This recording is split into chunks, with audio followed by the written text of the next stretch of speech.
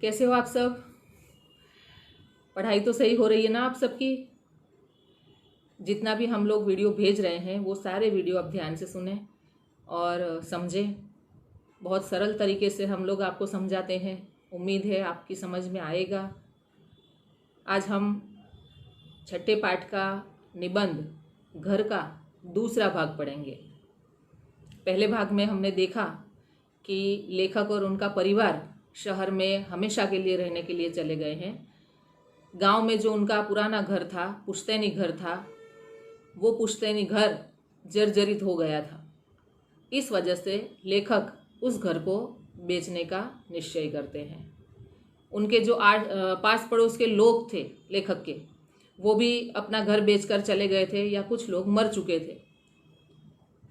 तो लेखक और उनके भाइयों ने सोचा कि बंद पड़ा हुआ घर जर्जरित होकर टूट जाएगा, गिर जाएगा, उससे अच्छा है उसको बेच दें, क्योंकि वापस उनको अब गांव में आना नहीं था, शहर में ही रहना था। लेकिन बेचने का निश्चय करने के बाद उन्होंने सोचा कि बेचने से पहले हम इस घर में जाकर थोड़े दिन के लिए रहें। तो लेखक और उनका परिवार अपनी माँ के साथ उस गांव के घर में रहने के लिए जाते हैं। वहाँ तक हमने भाग 1 में पढ़ा था। अब उसके बाद भाग दूसरा देखिए। और फिर लंबे समय के बाद वह बंद घर खुला। देखते देखते छोटे बड़े परिवारजनों से वह सूना घर गूंजने लगा।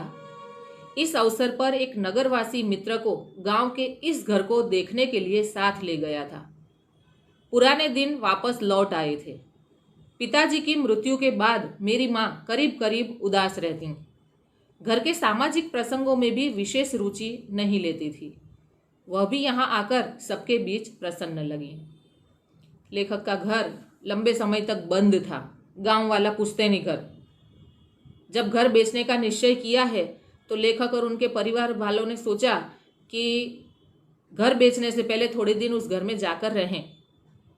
सूना घर परिवार वालों के वजह से मानो गूंजने लगा। नगरवासी एक मित्र था लेखक का, उसको भी वो अपने साथ ले गए थे घर दिखाने के लिए, क्योंकि उन्हें वो घर बेचना है। माँ उदास रहती थी क्योंकि उनके पति की मृत्यु हो चुकी थी। माँ कोई भी प्रसंग में खुश नहीं होती थी। लेकिन आज लेखक की माँ अपने पुराने घर में वापस आकर बहुत ही खुश है। परंतु अब घर की प्रत्येक दीवार मुझे उलाहना देने लगी। दालान में जहाँ हमेशा बैठता वहाँ बैठकर पहली बार ककहरा लिखा, और जहाँ बैठकर छुट्टियों में उच्च शिक्षा के ग्रंथ पढ़ता था वहाँ जाकर बैठा। लेखक अपने घर में घूम रहे हैं, घर को देख रहे हैं। दालान में जो बैठक थी वहाँ वो पहली बार उन्होंने स्कूल का जो ककहरा लिखने की शुरुआत की थी उन्होंने, और छुट्टियों में भी उसी बैठक में वो ग्रंथों को पढ़ते थे। वहाँ भीत से टेक लेते ही वह अंदर से मुझे हिला गई। मैंने पीछे मुड़कर उस पर हाथ फेरा। वह कह रही थी, एक तो इतने दिन बाद आए और अब बस हमेशा के लिए। लेखक दीवार की टेक लेकर बैठ गए हैं, मानो दीवार उन्हें कह रही है कि एक तो इतने दिन बाद आप लोग यहाँ पर आए हो और अब आते ही आपने घर बेच देने का निश्चय किया। मैं व्यग्र हो गया, आंगन में खाट बिछाकर बैठ गया। लेखक दुखी हो गए, अपने आंगन में चारपाई बिछाकर बैठे हुए हैं। अब वहाँ खाली नाद थी, खूंट थे, परंतु ढोर डंगर नहीं थे। परंतु उस ओर देखते ही मानो वे सब एक साथ रंभाने लगे।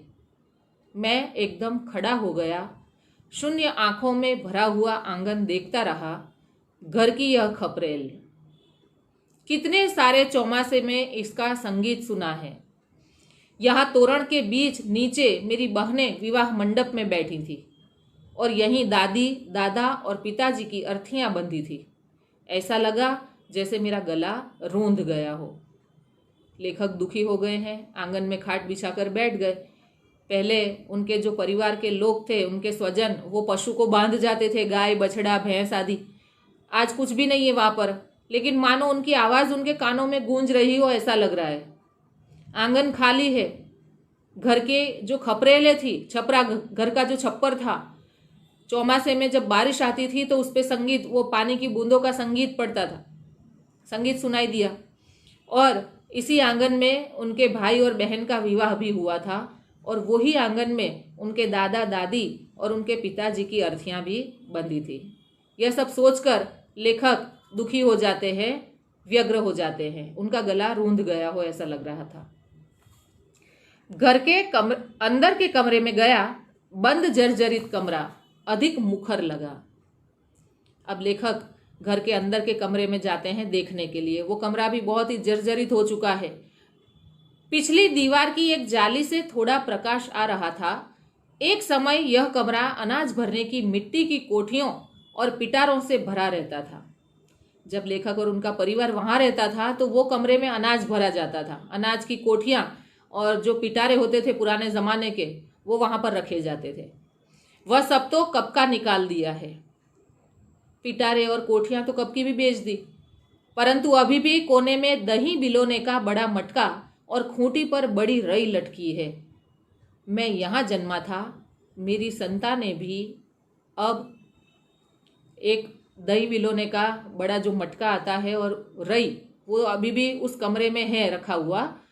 लेखक का जन्म वही कमरे में हुआ था। लेखक के बच्चों का जन्म भी वही कमरे में हुआ था। बीच के खंड में जहाँ हम खाना खाते थे, वहाँ से होकर फिर दालान में आता हूँ। अब लेखक अपने घर में घूम रहे हैं। लेखक फिर बैठक में आते हैं। माँ अकेली बैठी है। इस समय इधर उधर है। देखता हूँ कि बूढ़ी माँ रो रही है। माँ को कम दिखाई देता है, कम सुनाई देता है। हमारे लेखक अपने घर को देख रहे हैं। फिर बाहर जब बैठक के पास वापस आते हैं तो वो अपनी माँ को रोता हुआ देखते हैं। माँ की उम्र हो चुकी है, इसलिए उन्हें कम दिखाई देता है, कम सुनाई देता है। अब अधिक दिन निकाल सके ऐसा भी नहीं लगता। उनकी माँ ज़्यादा दिन जिएगी ऐसा नहीं लगता है। मैंने पास आकर पूछा, यह क्या, तू रो रही है माँ? और वह जोर से रो पड़ी। यह घर, बस इतना ही वह आंसू और हिचकियों के बीच बोल पाई। लेखक ने पूछा कि माँ तो क्यों रो रही है? माँ यह सुनते ही जोर से रो पड़ी और वह ज़्यादा नहीं बोल पाई। बस यह घर, इतना कहकर वो हिचकियों से बहुत ज़ोरों से रोने लगी। पिता के अवसान के समय नहीं रोई थी उतना माँ इस समय रो रही थी। धीरे धीरे हिचकियों के बीच उसने कहा, यह घर मैं जी रही हूँ, तब तक मत निकालो। मैं अब कुछ दिनों की मेहमान हूँ, फिर तुम लोग जो चाहो। माँ क्यों रो रही थी? माँ नहीं चाहती थी कि ये घर बिके। वो कह रही है कि अब मैं थोड़े दिन जीऊँगी, जब तक मैं जिंदा हूँ इस घर को मत बेचो। क्योंकि माँ की भावनाएं, माँ की यादें उस घर से जुड़ी है। एक आत्मीय को जैसे हम खो देते हैं, जितना दुख होता है, घर बेचने की वजह से माँ को उतना दुख हो रहा है कि अगर घर बिक जाएगा तो जैसे उनका कोई प्रिय व्यक्ति उनसे बिछड़ जाएगा। इसलिए माँ जोर जोर से रो रही है। परंतु माँ, तूने ही तो कहा था। कहा होगा, परंतु वापस यहाँ आने के बाद नहीं, तुम इसे मत बेचो। उसका रोना बंद नहीं हो रहा था। माँ को रोता देखकर मुझे दुख तो हुआ, परंतु आनंद विशेष हुआ। लगा कि उसका हृदय अभी जीवंत है, उसे अभी जगत में, जीवन में रुचि है। हम तो मान बैठे थे कि अब तो माँ बस दिन गिन रही है, परंतु घर के प्रति उसका यह गहरा राग। लेखक और उनके परिवार वाले यही समझ रहे थे कि माँ चुप चुप रहती है, उदास रहती है, शायद माँ की उम्र हो चुकी है, अब माँ ज़्यादा जिएगी नहीं। पिता की मृत्यु के बाद माँ उदास रहने लगी थी, कोई प्रसंगों में भी नहीं जाती थी। लेकिन जब ये घर में वापस आई तो वो प्रसन्न हो गई। अब माँ के हृदय में यही बात आ रही है कि इस घर को जब तक वो जी रही है ना बेचा जाए। घर निकाल देने की बात को लेकर मेरे मन में भी अंदर ही अंदर अपराध बोध तो था, परंतु अब तो एक प्रकार की तीव्र कसक उठी। घर को सभी की सहमति से बेचने का निर्णय लिया था, इकरारनामा भी हो चुका था, लेकिन उस दिन से प्रत्येक सदस्य घर की बात निकलते ही मौन हो जाता था। देखिए, घर का प्रत्येक व्यक्ति नहीं चाह रहा था कि घर बिके। अंदर ही अंदर सभी लोगों को दुख हो रहा था। सबने हाँ तो बोल दिया था, लेकिन उनका मन, उनका दिल मना कर रहा था कि काश घर ना बिके। इतने में छोटा भाई मकान खरीदने वाले के साथ आया। घर के अन्य सदस्य भी एकत्र होकर माँ के आसपास बैठ गए थे। माँ को समझाने का प्रयत्न करने लगे। हम अधिक सुविधा वाला नया मकान इस गांव में ही बनाएंगे, इसी घर के पैसों से, तुम कहोगी वैसा ही। देखो, इतने में लेखक का छोटा भाई मकान खरीदने वाले को लेकर आ गया। घर के लोग माँ के पास बैठे हैं, माँ को समझा रहे हैं कि माँ तुम ये घर बेचने दो, मना मत करो, हम इससे भी अच्छा घर तुम्हें बना देंगे, इसी गांव में बना देंगे, तुम जैसा कहोगी वैसा ये घर को हम बना देंगे, लेकिन ये घर बेच दो क्योंकि ये जर्जरित हो गया है, पुराना हो गया है। अब देखिए माँ क्या कहती है, माँ क्यों मना करती है इस घर को बेचने के लिए। माँ ने कहा, मैंने इस घर की शहतीर तक ईंटें चढ़ाई है। माँ ने और पिताजी ने ये घर कैसे बनाया उसके बारे में अब वो बता रही है कि मैंने इस घर की शहतीर तक ईंटें चढ़ाई है, ऊंचाई तक मैंने ईंटें लेकर चढ़ाई है, खुद ही, कोई मजदूर नहीं रखा था।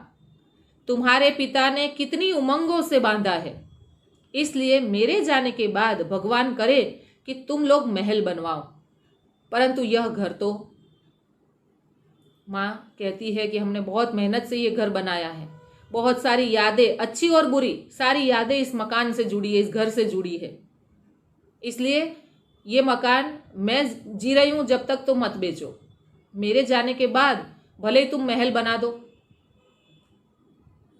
छोटा भाई समय की नजाकत समझ गया। उसने मकान खरीदने वाले से कहा, भाई कुछ समय रुक जाओ। लेखक का छोटा भाई समझ गया कि माँ की इच्छा नहीं है घर को बेचने की, इसलिए उसने खरीदने वाले को बोल दिया कि तुम थोड़े टाइम रुक जाओ, यह घर देंगे तब तुमको ही देंगे, जब यह घर हम बेचेंगे तो तुम्हें ही बेचेंगे। मैंने देखा कि हम सबकी छाती पर से एक पत्थर सा हट गया था। अब सब लोग मन में तो अंदर अंदर तो दुखी थे ही घर बेचने की वजह से, वो सब चाहते थे कि काश घर ना बिके, तो सबकी छाती पर से जैसे पत्थर हट गया। बरसात के बाद खुले आकाश जैसा माँ का मुंह देखकर मानो जर्जरित घर हंस रहा था। अदृष्ट ग्रह देवता की प्रसन्नता का स्पर्श सभी को हुआ था। बरसात के बाद जैसे खुला आकाश दिखता है, ऐसे ही आज उनकी माँ का चेहरा दिख रहा है। जर्जरित है, मतलब माँ बूढ़ी हो गई है, लेकिन फिर भी वो हंस रही है, क्योंकि घर बेचने से अब सब भाइयों ने मना कर दिया कि अब हम घर नहीं बेचेंगे। तो सभी को प्रसन्नता हुई इस बात से। यहाँ पर विद्यार्थी मित्रों ये पाठ पूरा हुआ। इसका अनुवाद डॉक्टर आलोक गुप्ता ने किया है। अब देखिए इसके शब्दार्थ। पुश्तैनी कई पीढ़ियों से चला आया। ये मुहावरे में, रूढ़ि प्रयोग में ध्यान रखना, शब्द समूह के लिए एक शब्द में ध्यान रखना। पुश्तैनी शब्द समूह के लिए एक शब्द है, कई पीढ़ियों से चला आया। व्यग्र मतलब व्याकुल, जाड़ो मतलब सर्दी, अलाव, देखो ये भी शब्द समूह के लिए पूछा जाता है। तापने के निमित्त जलाई गई आग। विश्रम्भ कथाएं मतलब प्रेम की बातें। सामयिक धार्मिक पाठ। उलाहना उपालंब या शिकायत करना। इकरारनामा मतलब करार पत्र, हम लोग जो मकान बेचते हैं या किसी को कुछ चीज़ देते हैं तो एक करार करते हैं, उसको इकरारनामा कहा जाता है। और शहतीर मतलब ऊंचाई तक। लेखक की माँ ने ऊंचाई तक अपने सिर पर ईंटें लेकर चढ़ाई थी घर बनाने के लिए, शहतीर तक यानी ऊंचाई तक।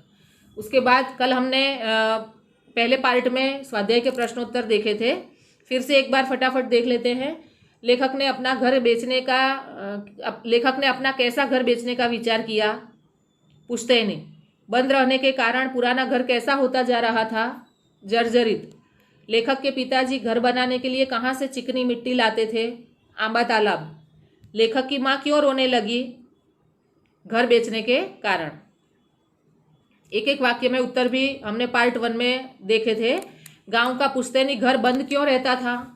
विद्यार्थी मित्रों, ये जवाब मैंने आपको समझाए थे, क्योंकि गांव के जो लेखक और उनके परिवार वाले हैं वो शहर में स्थायी हो गए हैं, इसलिए गांव का पुश्तैनी घर बंद रहता है।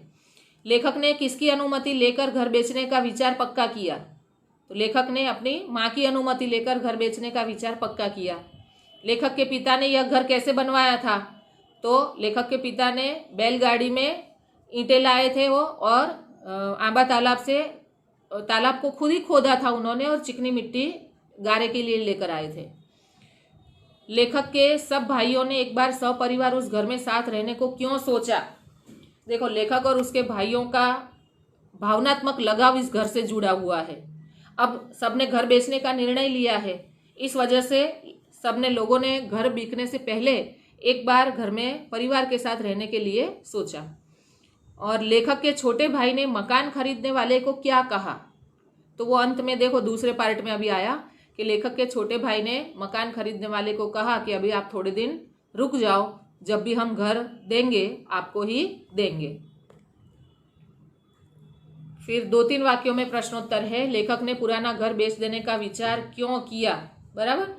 तो सभी लोग शहर में रहने चले गए, लेखक और उनका परिवार, और मोहल्ले के जो पुराने पड़ोसी थे वो भी शहर में चले गए। कुछ लोगों की मृत्यु हो गई है और गांव में अब उनके पहचान वाला कोई रहा नहीं है, इसलिए अब घर रखने का भी कोई आकर्षण नहीं है। दूसरा, वो घर भी अब पुराना और जर्जरित हो चुका है, इसलिए उन्होंने पुराना घर बेच देने का विचार किया। अब दूसरा प्रश्न है, लेखक का पुराना घर कैसे बनाया गया था? तो पुराना घर उनके पिता ने मिट्टी के कमरे के स्थान पर ईंट गारे से पक्का मकान बनवाया था, और मकान बनाने के लिए वो बैलगाड़ी से ईंटें लाते थे, और गारे के लिए तालाब से चिकनी मिट्टी खुद ही खोद कर लाते थे। उनकी माँ ने शहतीर तक ईंटें चढ़ाई थी, और इस तरह से माता पिता ने गांव के घर को खुद ही मेहनत करके बनाया था। तीसरा प्रश्न है, लेखक को क्यों लगा कि माँ का हृदय अभी जीवंत है? देखो, लेखक की बूढ़ी माँ को दिखाई भी कम देता था और सुनाई भी कम देता था। वो समझते थे कि शायद अब उनकी माँ ज़्यादा जी नहीं पाएगी, लेकिन लेखक के जब पिता का अवसान हुआ तो उनकी माँ रोई नहीं थी ज़्यादा, और आज घर बेचने की बात से उनकी माँ बहुत रोने लगी है। इस सब बातों से लेखक को लगा कि माँ का हृदय अभी जीवंत है। और चौथा प्रश्न है, घर न बेचने के निर्णय के बाद लेखक को कैसा एहसास हुआ?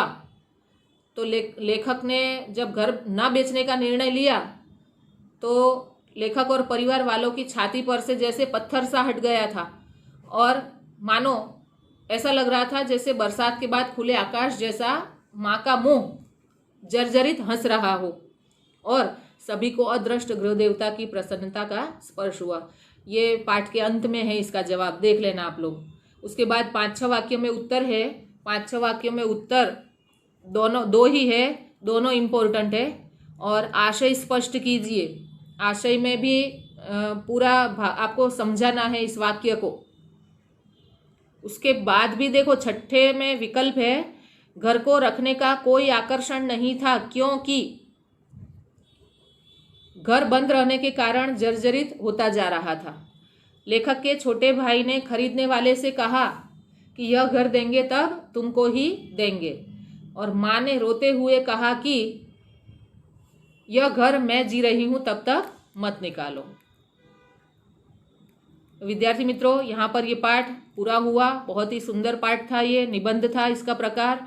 और एक बार फिर से आप ये पूरा पाठ एक बार फिर से पढ़ लेना, और इसके जितने भी स्वाध्याय के प्रश्नोत्तर हैं वो सारे आप लिख लेना स्वाध्याय की नोटबुक में। उम्मीद है आपको बहुत ही सरल भाषा में ये पाठ समझ में आया होगा। आगे के पाठ के लिए मैं नेक्स्ट वीडियो में आपसे मिलूँगी। जब तक के लिए धन्यवाद। Thank you.